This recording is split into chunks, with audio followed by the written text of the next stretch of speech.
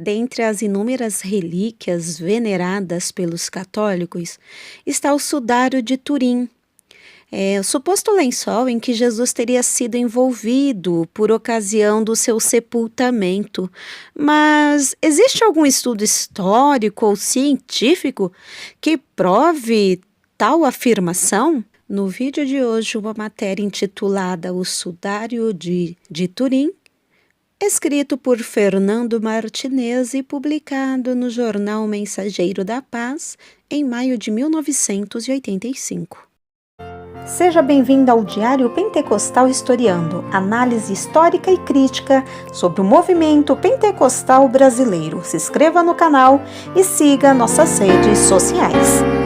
O povo que não conhece a sua história está condenado a repeti-la.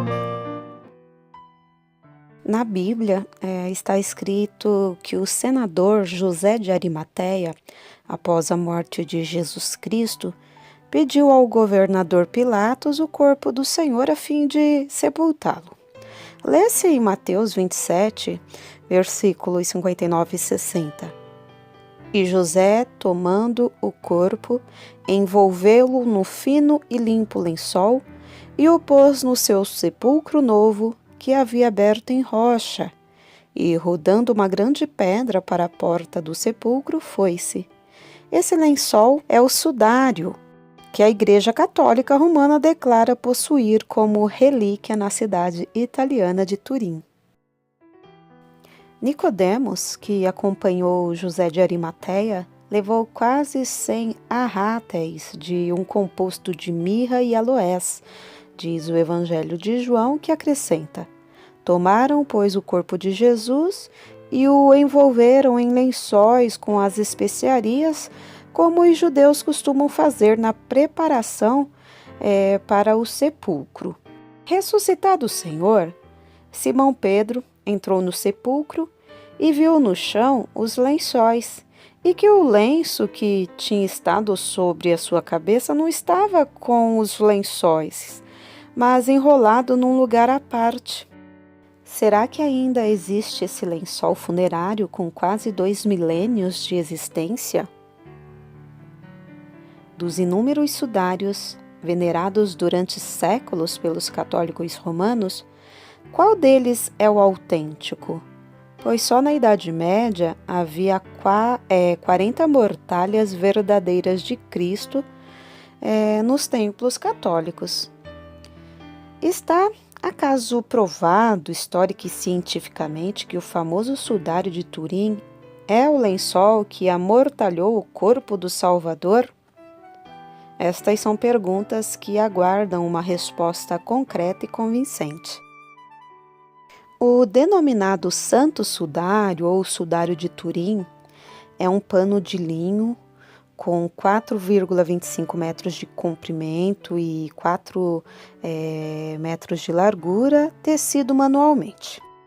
Notam-se no mesmo 2 imagens esbatidas, cor de palha, de um corpo humano de tamanho natural, visto de frente e de costas, o qual dá a impressão de haver sido açoitado e crucificado.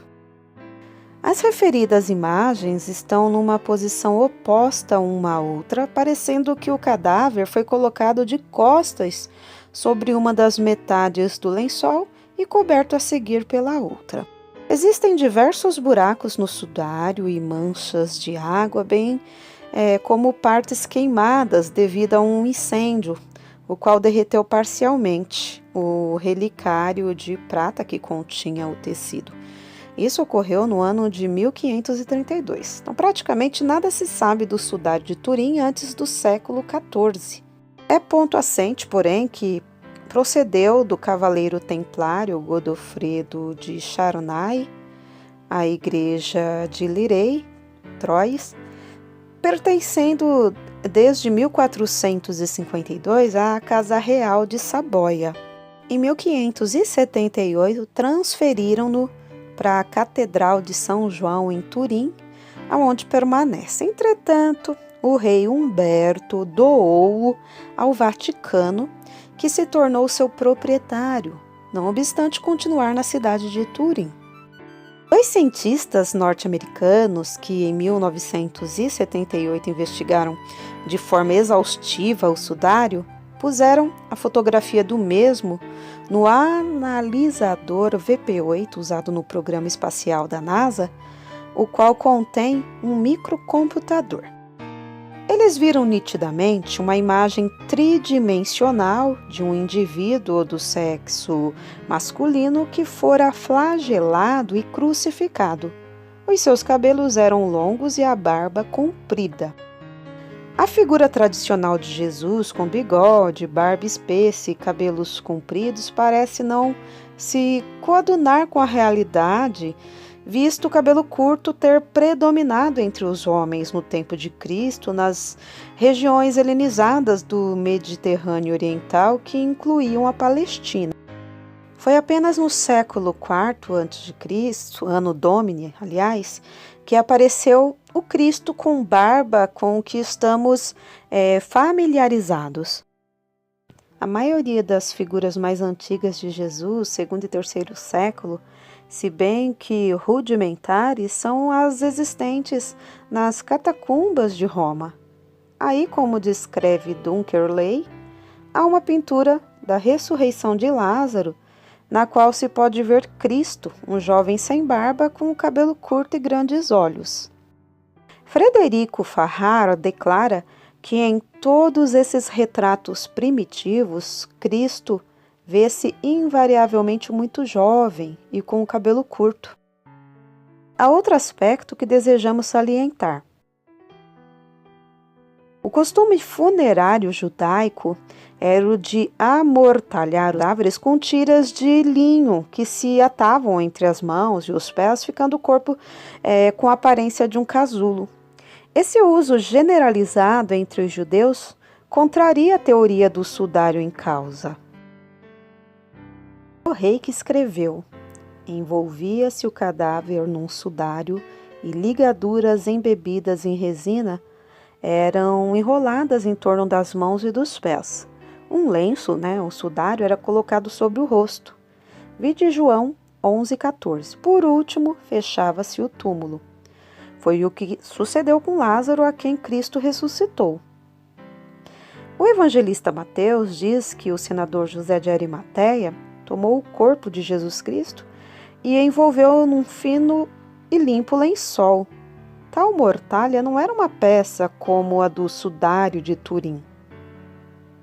Também João escreve que o sobredito senador e Nicodemos pegaram no corpo de Jesus e o envolveram em lençóis com as especiarias, como os judeus costumam fazer na preparação para o sepulcro. Muitas teorias surgiram a respeito do Santo Sudário, desde a fraude, imagem pictória dos séculos 13 e 14, até o lençol que embrulhou o corpo de um defunto da Palestina, qual poderia ser eventualmente o próprio Jesus de Nazaré. Grande e complexa controvérsia tem se levantado acerca da sua autenticidade. Lê-se na Enciclopédia Luso-Brasileira de Cultura, editorial Verbo, que acrescenta: em 1902, o professor Delage defendeu na Academia das Ciências de Paris que a imagem parece dever-se à evaporação de um cadáver humano. E entre os defensores da tese da autenticidade, salientou-se Paul Vignon com uma argumentação exaustiva e aparentemente bastante consistente. Mas a verdade é que o problema continua sem solução satisfatória sob o ponto de vista histórico e científico.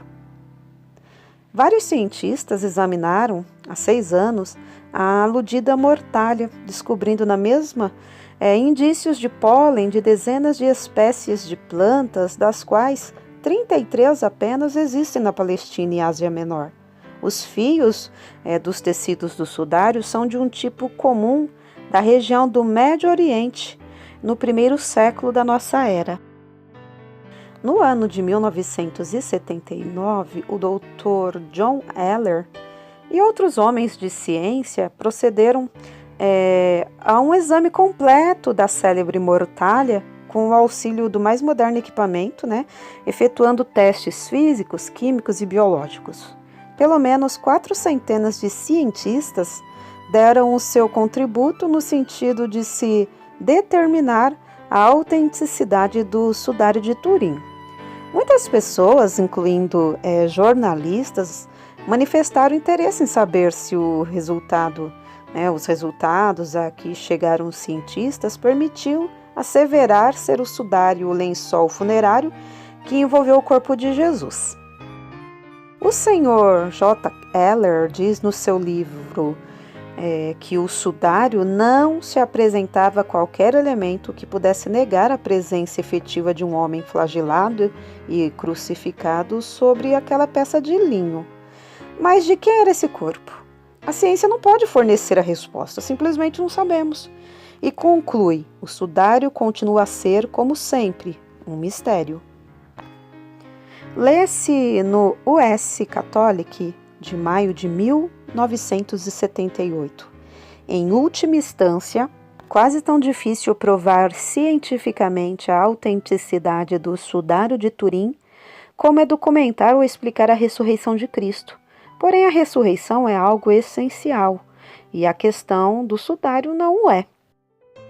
Visto o sudário de Turim tratar-se, quiçá, da mais famosa relíquia venerada ainda hoje pelos católicos romanos, não queremos finalizar este assunto sem reproduzir para os leitores uma lista de relíquias curiosas e que também caricatas que o escritor protestante David Schaff menciona na sua obra Nossa Crença e a de Nossos Pais.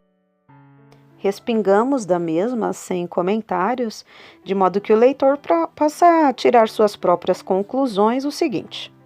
Entre os mais curiosos tesouros trazidos da Palestina ou transferidos de Constantinopla pela piedade dos cruzados, figuram as barbas de Noé, os chifres atribuídos a Moisés, a pedra sobre que Jacó dormiu em Betel, crinas da besta de Balaão e o ramo no qual Absalão se embaraçou.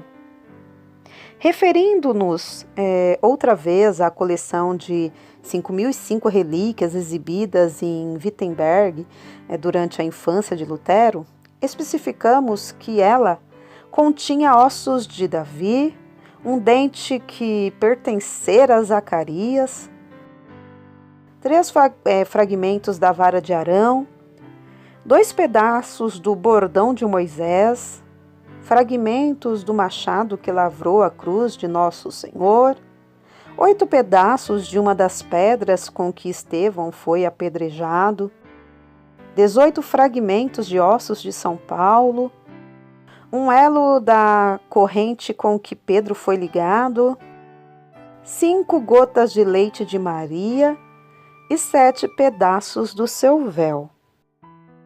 Os reformadores protestantes unanimemente puseram de lado o culto de imagens e relíquias como contrário à Escritura e como uma espécie de culto idolátrico. Sua opinião acha-se expressa nas palavras do Catecismo Maior de Lutero: são todas elas madeira morta que não pode trazer nenhum benefício. Lutero contou ter visto em Roma a própria corda com que se dizia haver-se Judas enforcado. Também contou de uma imagem da Virgem em Grimetal a que se atribuía a virtude de curar a sífilis. Em matéria de relíquias, disse Calvino, é quase incrível que haja sido o mundo tão largamente enganado. Posso mencionar 3 prepúcios de Nosso Salvador, 14 cravos exibidos em lugar dos 3 que teriam sido retirados da cruz, 3 exemplares da túnica inconsútil de Cristo, sobre a qual os soldados lançaram sortes, 3 lanças com que o lado do Nosso Salvador foi traspassado, 5 lençóis de linho em que seu corpo esteve envolto no túmulo.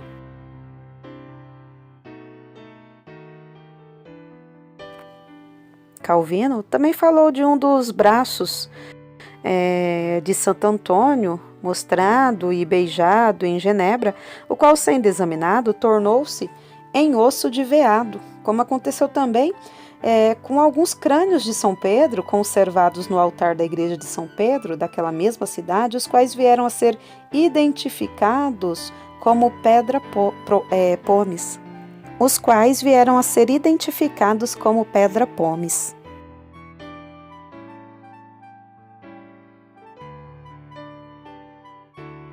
Jornal Mensageiro da Paz, Fernando Martinez, maio de 1985.